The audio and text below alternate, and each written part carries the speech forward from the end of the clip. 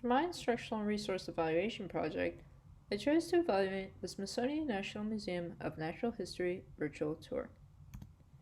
This website offers different tours for different exhibits. I chose the permanent exhibit, which includes dinosaur fossils and ocean and land-dwelling animals. This is a clip of the virtual tour. As you can see, at the bottom, learners can skip ahead to different images in different parts of the tour. Instead of a guide, there is a map, similar to the maps given to learners in person. I included this clip because I wanted to show the high quality of images offered. To evaluate the resource, I used the Kathy Schrock tool for virtual tours. The evaluation tool taught me what elements to look for and made me think of ways the instructional resource could be better.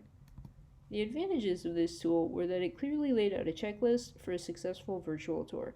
For example, one evaluation question asked if there were different paths available for the tour and whether or not there was a virtual guide. The disadvantages of this tool were that it did not incorporate Bloom's taxonomy as in other Schrock evaluations and was not very pedagogically driven. In reflecting on the educational usefulness of this virtual tour, I am reminded that although it is incredibly beautiful and well done visually, there are some gaps with the instruction. Given the overwhelming amount of information presented, it would have been helpful to break up the exhibits in the form of different paths like a game. I found myself skipping ahead and missing text, which may have been educational because I was attempting to take in the entire exhibit. In comparison to a documentary movie, I would have loved to hear a narration to help me navigate the tour and pinpoint different features I should pay attention to.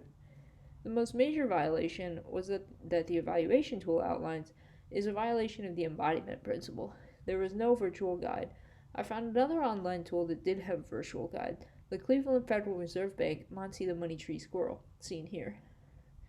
This is a fun cartoon character, although maybe not that serious. The other violation was the multimedia principle, which states that people learn better from words and pictures than from pictures alone. There are some words, but it is mostly pictures and all too easy to ignore the text. The principles that were followed were the redundancy principle and the coherence principle. The redundancy principle states that written text and audio narration should not be redundant. There was no audio narration for this tour, so this principle was followed. The coherence principle states that visuals should not be cluttered with irrelevant graphics.